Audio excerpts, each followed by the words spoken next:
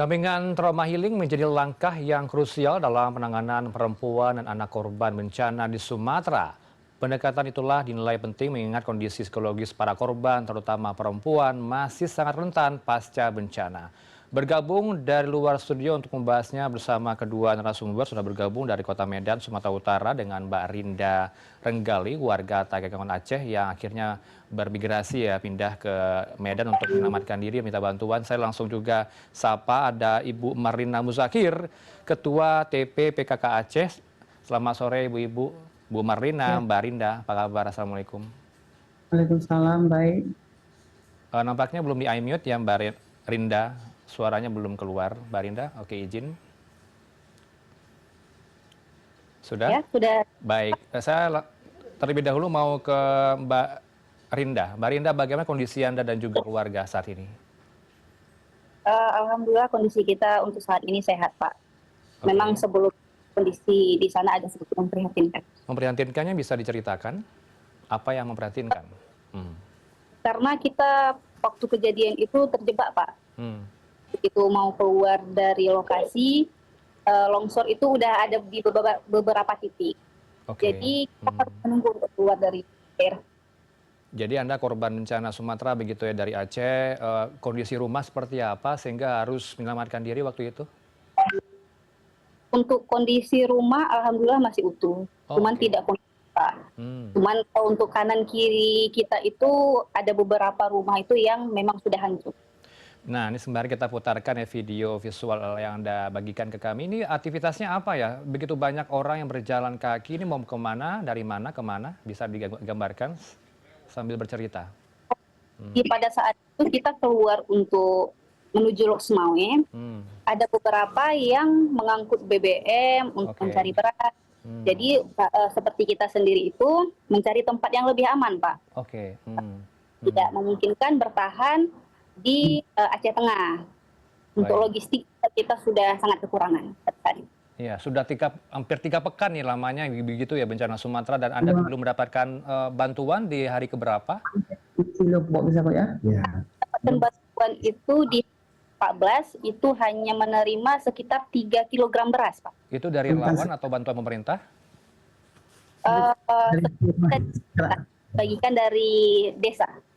Baik, ini berjalan kaki dari mana ke mana bisa digambarkan kembali, nampaknya harus mengarungi sungai begitu ya, cukup terjal di daratan yang Anda lalui, ini bagaimana kemudian awal mulanya? Terfikirkan seperti itu? Kebetulan orang tua saya dari Lok Sumawe itu sampai ke Takengon, Pak. Nah, Mhm. ini menceritakan kondisi di jalan itu seperti apa, dan suami saya berinisiatif untuk mengambil langkah kita keluar dari Takengon. Karena kita sudah habisan bahan logistik, Pak. Pada saat Oke. itu juga saya mempunyai 6 karyawan yang masih bertahan sama kita, dan posisi mereka itu semua berasal dari luar daerah Aceh Tengah. Ada karyawan, Anda punya usaha apa Mbak Rinda? Warung makan. Oke, warung makanan juga terdampak dengan kondisi bencana Ya, ini? benar. Ya. Dan Jadi yang hmm, Dari beberapa bagian. waktu itu itu juga terfikirkan kan di kampung sebentar, saya harus meminta Ibu Marlina untuk mute audionya. ini Mohon anak maaf Ibu Marlina sebentar, boleh saya minta di-unmute sebentar Bu? Baik, saya kembali ke Mbak Rinda. Mbak Rinda boleh dilanjutkan Mbak, ini nampaknya cukup ekstrim nih daratan yang Anda tempuh, medan yang cukup terjal, apakah tidak terfikirkan rasa resiko cukup tinggi nih Mbak? Bagaimana kemudian bisa melalui ini sampai ke arah Medan nih ya Anda sekarang? Ya. Hmm. Jadi karena kita sudah mencari bantuan, Pak. Hmm. Kebetulan memang belum ada bantuan. Dan untuk di Oke. desa kita itu juga tidak ada posko dan dapur umum, Pak. Oke, oke. Jadi kita sangat kekurangan logistik, kita berusaha mencari logistik ke sana ke sini, tapi karena posisi jalan yang banyak rusak, terkendala bahwa barang-barang itu masuk ke Aceh Tengah. Jadi untuk belanja pun kita sudah tidak ada bahan, posisinya di Aceh Tengah. Jadi Jadi memanfaatkan bantuan seadanya begitu yang Anda punya, ya ya, logistik yang Anda punya begitu ya? Mhm. kita memanfaatkan bahan-bahan seadanya untuk bertahan.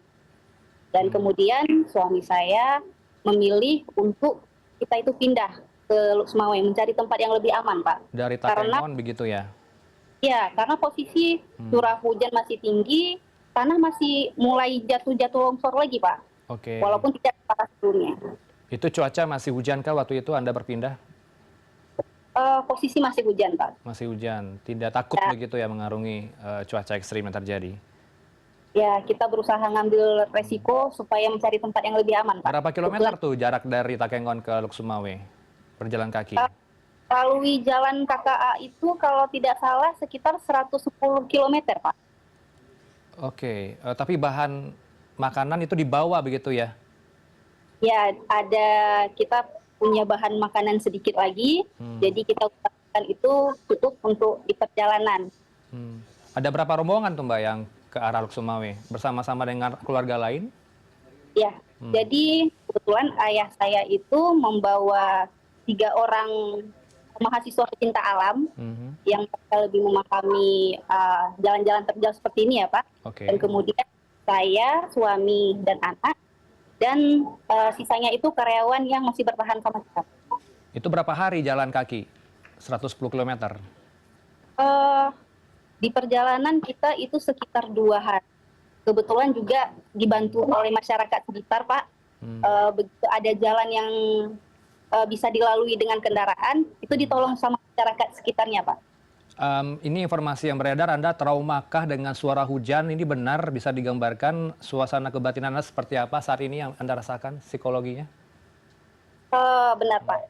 Jadi memang ketika kita di malam hari mendengar suara hujan, terbayang, Pak. Seakan-akan kita di daerah longsor. Oke, apalagi yang dirasakan, Mbak? Diutarakan saja, Mbak. Nah ya, Pak, kebetulan saya sangat prihatinkan di bantuan itu sangat lambat, Pak. Jadi banyak beberapa warga itu yang rasa kelaparan. Makanya ya, jalan-jalan ini beberapa itu mereka itu jalan untuk mencari beras, Pak. Nah, di Takengon ini sudah tidak ada lagi beras yang untuk mereka konsumsi sepertinya. Ya, nampaknya putus asa begitu ya. Bantuan belum masuk, seadanya saja memanfaatkan dan harus berpindah. Boleh direspon Ibu Marlina dari sisi pemerintah Provinsi Aceh, bagaimana kemudian melihat cerita tadi dari Mbak Rinda?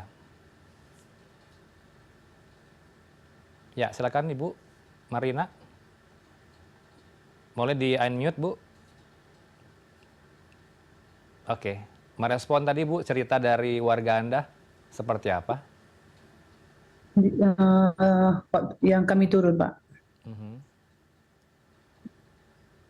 Ya, bagaimana Bu tadi responnya Bu dengan cerita Mbak Rinda yang harus mencari bahan makanan ke tempat lain, mencari beras begitu ya dari Takengon ke Luksumawe. Rasanya ini mengiris hati ya, Mbak, cukup menyedihkan Bu. Apa kemudian yang bisa Anda lihat dari sini?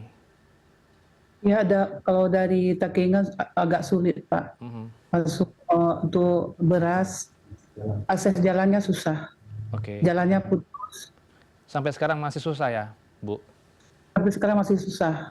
Oke, itu kendala di lapangan seperti apa ya? Kenapa kok tidak bisa terjangkau oleh bantuan pemerintah? Dari pemerintah ada juga, tapi beberapa hari melalui udara. Ini informasinya Anda berhasil tembus ke daerah terisolir, daerah mana itu, Ibu? Teming, Aceh Timur, Pidijaya, sama Birun. Ya, bisa diceritakan ke kami, Bu, apa yang terjadi di lokasi? Di lokasi di Teming, kami yang pergi sama rombongan, di Pulau Tiga penduduk jumlah jiwanya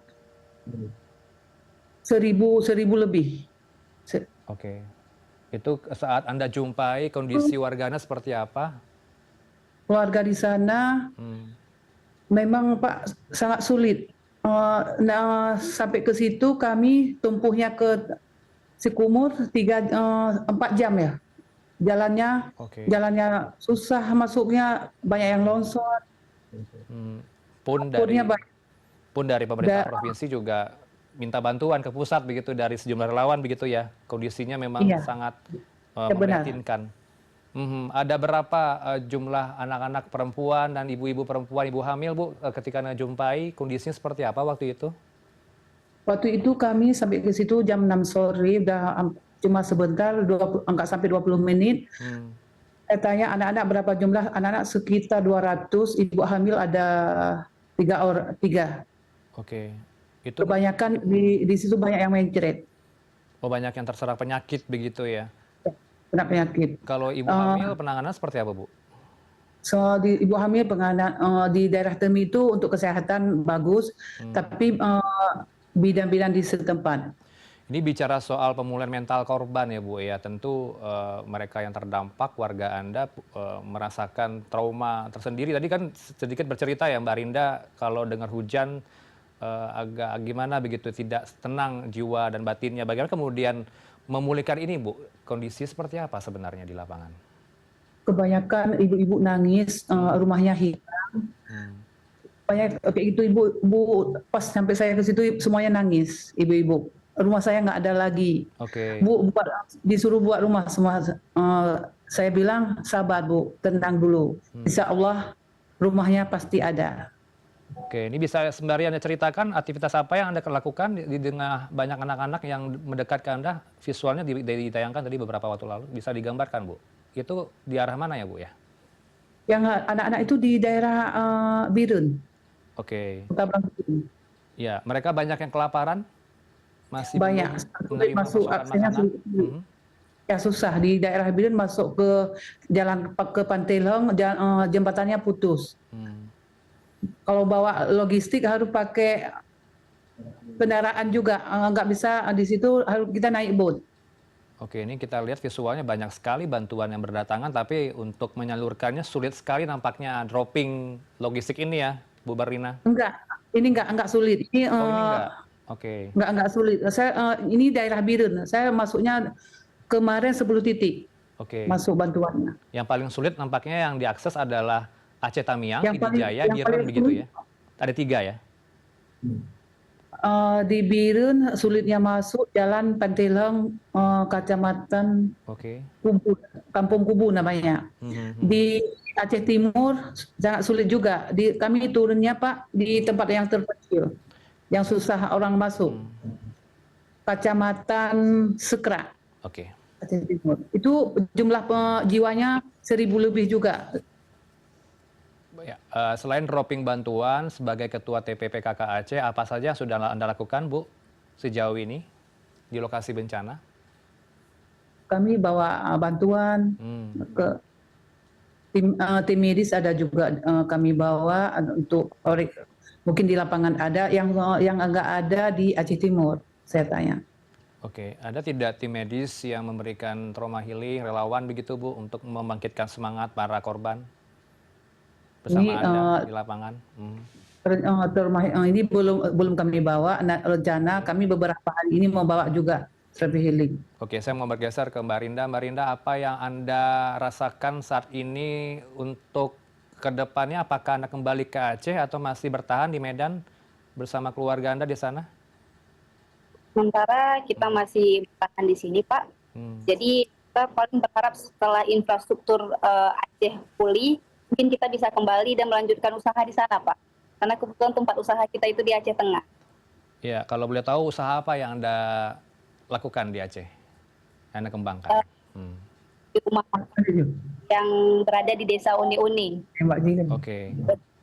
Sementara 4 itu tidak bisa kita pakai untuk usaha, melanjutkan usaha kita karena masih penuh dengan lumpur, Pak. Yang listrik juga masih berjatuhan.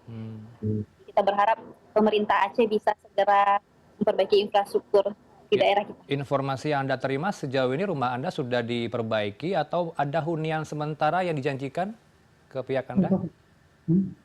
Tidak ada, Pak, belum ada. Karena kita juga, saya tidak melihat adanya posko yang layak.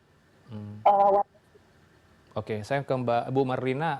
Bu Marlina, sebagai Ketua TPPKK, apakah posko-posko ini sulit untuk didirikan kah sejauh ini di sana?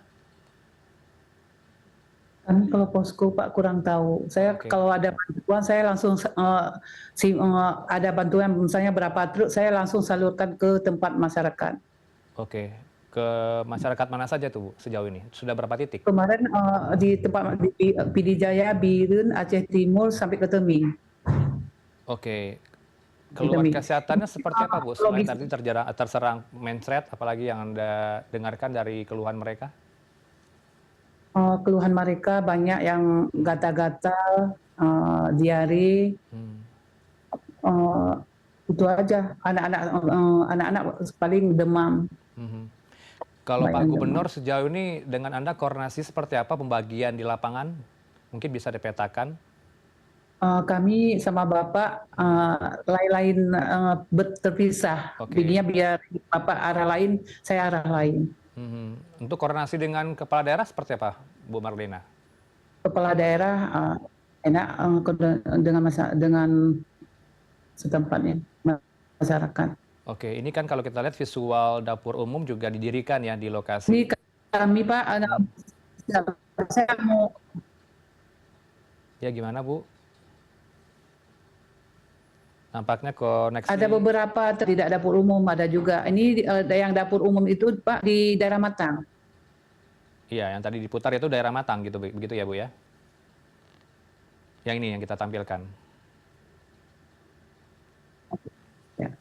Oke, saya kembali ke Mbak Rinda sembari memperbaiki komunikasi dengan Bu Marlina. Ada berapa warga yang berpindah ke Medan, Mbak, sejauh ini yang Anda tahu? Hmm, Hmm. saya kurang tahu Pak, tapi ada beberapa warga di desa kita itu yang memilih keluar itu nggak jauh, tetap masih di Aceh Tengah, tapi di tempat yang agak lebih aman. Karena di pusat kota itu hanya berdampak listrik saja, tapi untuk tempat masih alhamdulillah masih.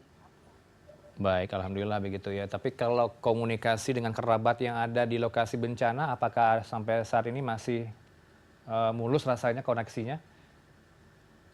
Eh, Beberapa hari yang lalu sempat sama warga desa itu ngasih tahu ke saya Pak bahwa Oke. ada bantuan dua, dan kemudian juga curah hujan masih tinggi, jadi mereka bilang jika memang ada tempat yang lebih aman, lebih baik bertahan dulu, tidak usah pulang dulu ke Aceh Tengah. Baik, saya kembali ke Bu Marlina. Program pemulihan mental korban seperti apa yang bisa Anda gambarkan ke kami, Bu? Nanti kami bawa ini untuk tim medis, Pak. Kami bawa dari tim medis dari provinsi. Oke, akan didatangkan dari Banda Aceh ke lokasi bencana begitu ya? Kalau pendidikan ini bagaimana? kami gimana Pak? Gimana? Ya sebelum saya potong, gimana? Kami Lanjutkan. kami siap-siap mau berangkat ke Takengon juga, mau antar bantuan ke hari Aceh ini Tengah, begitu ya? Gaya ke Benang Meriah. Oke, Gayo Lues, Aceh Tengah. Gayo Lues agak susah ke Gayo Lues, aksesnya jalannya banyak yang putus. Ini bagaimana? Apalagi di Ya. Benang Meriah, di Benang Meriah jalannya banyak putus juga, 125 jembatan yang putus. Masih belum disambung begitu ya, diperbaiki sampai saat ini, begitu ya Bu? Saat ini belum. Kalau untuk akses pendidikan seperti apa, Bu Marlina, sejauh ini untuk anak-anak? Kan banyak sekolah yang libur, apalagi di tempat yang banjir-banjir yang parah nggak ada sama sekali. Diliburkan dan tidak ada dari relawan yang memberikan pendidikan begitu ya sejauh ini ya? Memang diliburkan, semuanya nggak ada. Oke. Kami yang memang rumahnya udah habis, nggak ada apa-apa masyarakat, tinggal tanah. Bu Marlina, ini sembari kita berdialog, semoga didengar oleh pemerintah apa yang Anda ingin sampaikan ke pemerintah pusat saat ini. Saya harap ke pemerintah pusat harus serius diperhatikan untuk apalagi korban banjir di Aceh. Hampir sama kayak tsunami. Tsunami cuma di berapa kabupaten aja. Tsunami cuma di kota ini, setiap kabupaten kena semua. Baik. Yang paling parah Teming, Aceh Timur, Aceh Utara. Baik, semoga dicatat oleh pihak pemerintah begitu ya. Ya gimana Bu? Silakan. Begini, saya harapkan dari pemerintah pusat akses jalan. Akses jalan, oke. segera cepat dibantu, apalagi masalah akses jalan. Luar biasa parah, Pak. Baik. Kami di lapangan selalu, makanya saya udah tahu semua. Oke, semoga ini bisa di-follow up begitu ya dari pemerintah dan juga menjanjikan sudah ada percepatan untuk pemulihan akses dan juga penanganan korban sejauh ini termasuk juga menyiapkan hunian sementara bagi para korban tidak hanya di Tapanuli di Kabupaten Tapanuli begitu ya Sumatera Utara akan berpindah juga nanti bergeser groundbreaking-nya ke arah Aceh dan juga Sumatera Barat. Kita harapkan yang terbaik untuk pemulihan akses ini. Terima kasih untuk waktu ibu-ibu berdua, Mbak Rinda Renggali, warga Takengon dari Medan, Sumatera Utara, dan juga Ibu Marlina Musakir, Ketua TPP KK Aceh dari Banda Aceh. Selamat malam, Assalamualaikum.